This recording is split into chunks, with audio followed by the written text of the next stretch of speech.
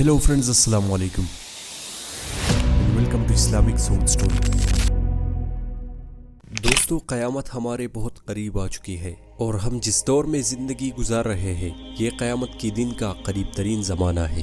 ہر دن ہر روز نئے نئے فتنے رہنما ہو رہے ہیں. یہ زمانہ رسول اللہ صلی اللہ علیہ وآلہ وسلم کی پیشن گوئیوں کی ظہور پذیر ہونے کا زمانہ ہے. اس ویڈیو میں ہم آقا کریم صلی اللہ علیہ وآلہ وسلم کے قیامت کے بارے میں ایک ایسی پیشن گوئی کو پوری ڈیٹیل کے ساتھ ایکسپلین کرنے کی کوشش کریں گے جو کہ مقدس سرزمین عرب پر پوری ہو چکی ہے. رسول اللہ صلی اللہ علیہ وآلہ وسلم نے فرمایا کہ قیامت اس وقت تک قائم نہ ہوگی جب تک عرب کے سرزمین پر دوبارہ لات منات اور عزا کی پرستی شروع نہ ہو جائے. دوستو لات منات اور عزا کون تھے اور کیا واقعی حضور صلی اللہ علیہ وآلہ وسلم کی یہ پیشن گوئی پوری ہو چکی ہے؟ اگر واقعی سعودی عرب کی سرزمین پر بت پرستی کا آغاز ہو چکا ہے تو سعودی عرب کی حکومت اسے روکتی کیوں نہیں؟ ان سب حالات میں محمد بن سلمان کا کردار کیا ہے؟ انہی سب سوالوں کے جواب ہم پوری ڈیٹیل کے ساتھ اس ویڈیو میں جاننے کی کوشش کریں گے. اس ویڈیو کو آخری لمحے تک ضرور دیکھیے گا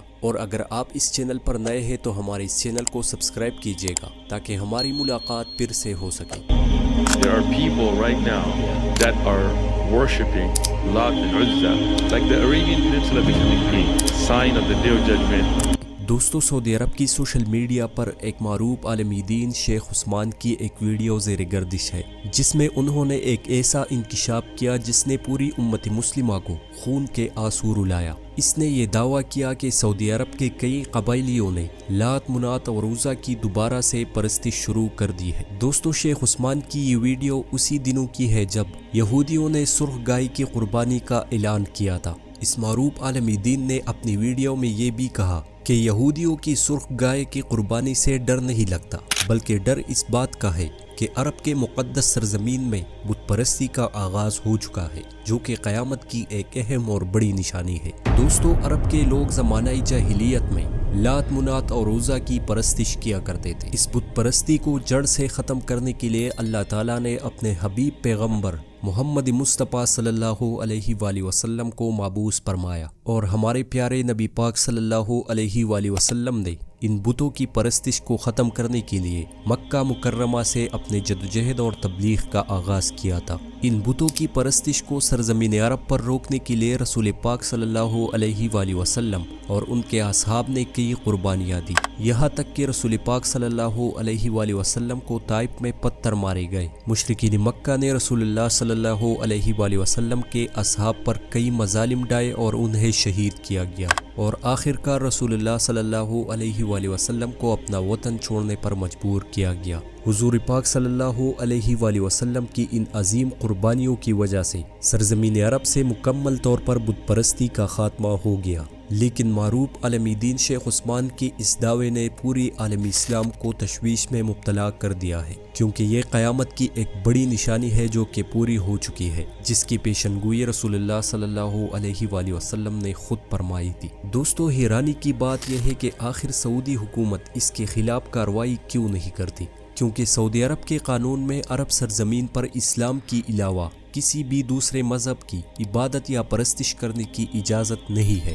دوستو آل سعود نے جس طرح بھی اقتدار پر قبضہ کیا مگر یہ بات تو حقیقت ہے کہ اس شاہی خاندان نے ہمیشہ سے اسلام کی خدمت میں کوئی کسر نہیں چھوڑا. لیکن جب سے محمد بن سلمان سعودی عرب کی ولی عہد بنے ہیں اسی دن سے محمد بن سلمان سعودی عرب کو ایک سیکولر ریاست بنانے کی ٹھان چکے ہیں. محمد بن سلمان نے اپنے خاندان اور آباء و اجداد کی اسلام کے لیے کی گئی خدمات پر پانی پیر کر رکھ دیا ہے. کسی زمانے میں اسلام پسندی کی وجہ سے پوری امت مسلمہ سعودی عرب کے حکمرانوں سے محبت کیا کرتی تھی لیکن محمد بن سلمان کی سیکولر خیالات اور اقدامات کی وجہ سے پوری امت مسلمہ میں سعودی عرب اپنا وقار کھو چکا ہے. اور یہ سب کچھ محمد بن سلمان اپنے آقا امریکہ اور یورپ کو خوش کرنے کے لیے کر رہا ہے. اور کئی مرتبہ محمد بن سلمان اپنے خیالات کا اظہار بھی کر چکے ہیں کہ آئندہ کچھ سالوں میں سعودی عرب کو مکمل طور پر تبدیل کیا جائے گا اور بالکل یورپ کی طرز پر بنایا جائے گا۔ محمد بن سلمان کے اس خیالات اور اقدامات کی وجہ سے پوری امت مسلمہ تشویش میں مبتلا ہے کہ سعودی عرب میں بت پرستی کا پرچار یورپ کی اشاروں پر